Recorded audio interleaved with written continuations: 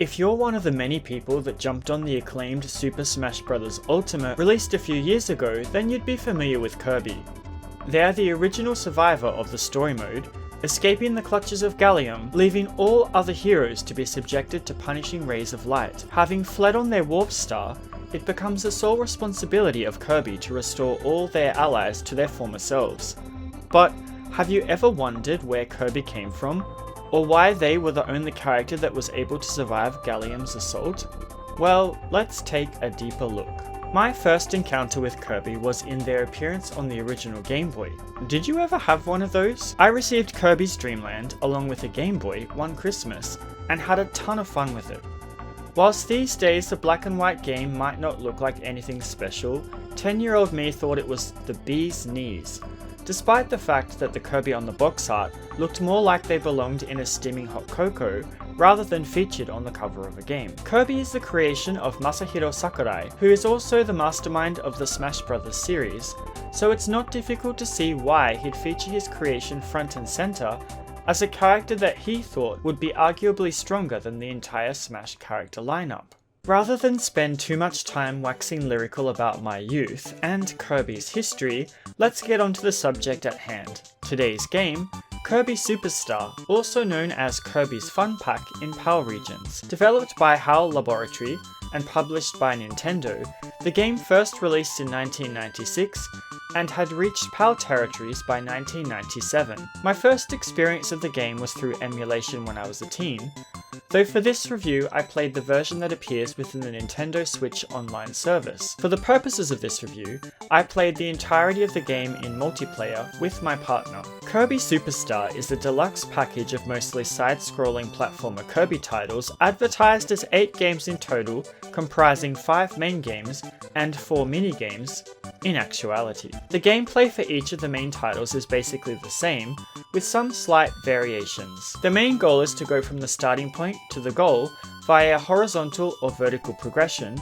avoiding hazards, collecting food to heal, as well as copying enemies' abilities by eating them. That's right, no longer does Kirby have to rely on sucking and blowing to win his way through each level.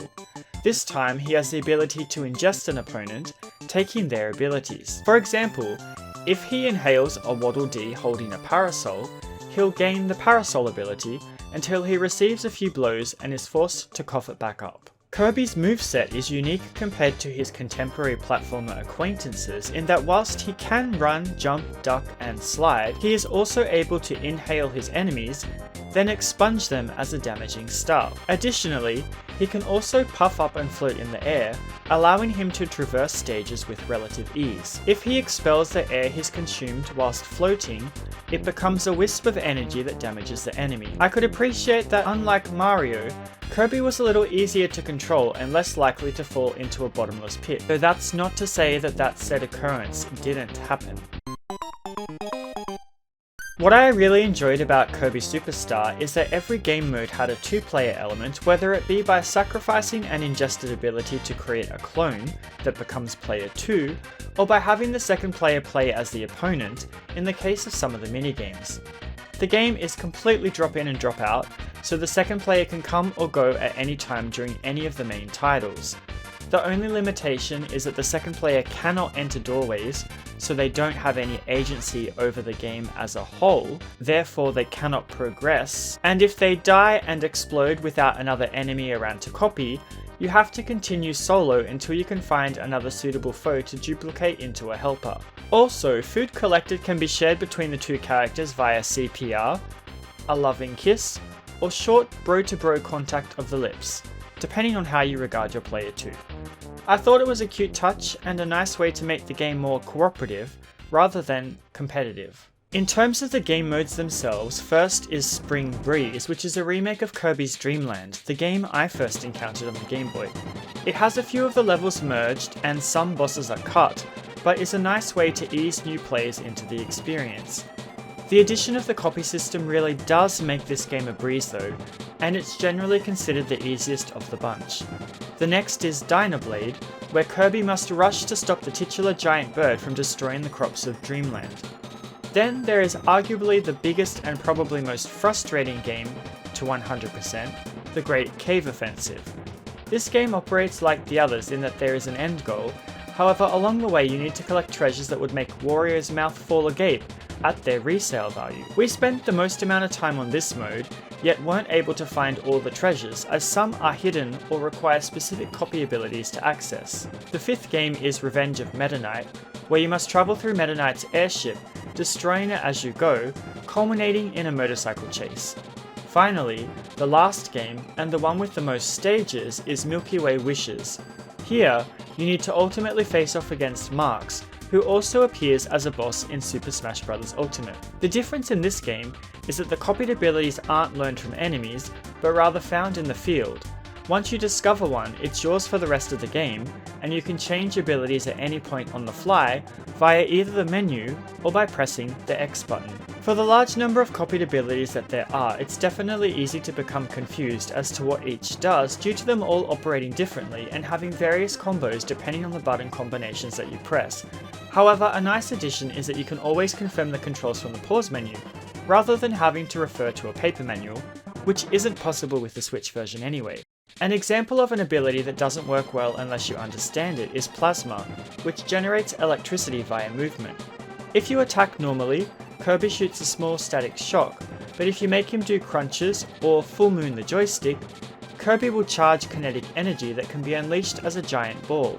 I found this ability particularly useful for some of the bosses. If you find that you are taking too much damage, you're either going too fast and touching things that you shouldn't, like enemies or lava bricks, or you're neglecting to defend, which can be achieved by pressing the right shoulder button, just like in Smash. However, unlike Smash, when defending you will always take no damage, and there doesn't appear to be a duration as to how long you can defend for, so you can do it indefinitely, avoiding all incoming minor damage. Unfortunately, I was too impatient and didn't think to do this until Milky Way Wishes, by which time it was almost the end of the game. The other available game modes include Gourmet Race, where Kirby races against King Dedede to get to the end of the course in the fastest time, whilst gorging himself on as much food as possible. The Arena, which is a boss rush mode that is typically seen in most Kirby games.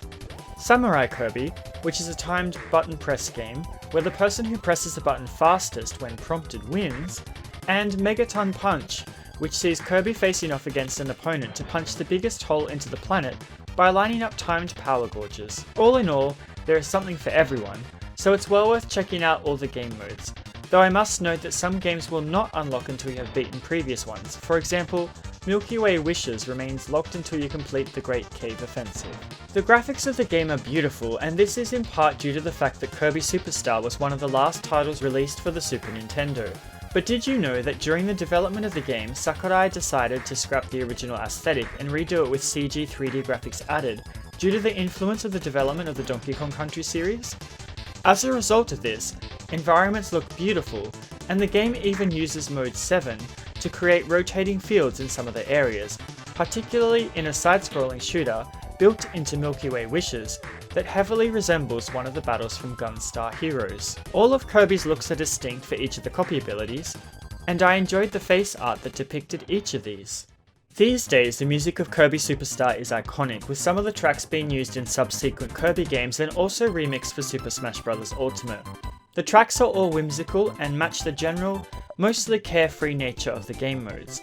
My favourite track is called Peanut Plains, which is a little ditty that you can bop along to as you bob through the various levels with a companion in tow.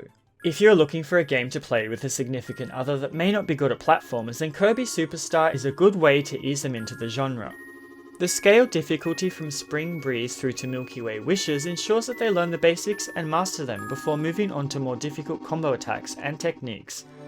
The fact that the game boasts such a large number of titles ensures that there's something for everyone to enjoy, no matter your gaming background. The fact that 2-player mode was made to be completely cooperative, rather than competitive, means that you can enjoy the game together without worrying about having an argument. If you haven't played Kirby Superstar, then I'd heavily recommend picking it up when you get the chance. By the way, Kirby Superstar boasts a large number of copy abilities. What is your favourite? I like Mirror, which has Kirby brandishing a wand to reflect enemy attacks, and even allows them to duplicate themselves temporarily to avoid the enemy's projectiles. This has been Venoir with a review of Kirby Superstar for the Super Nintendo Entertainment System. If you enjoyed this review, please like and subscribe, for more great couch cooperative content. Please take care of yourselves as always, and I hope to see you next time. Bye bye for now.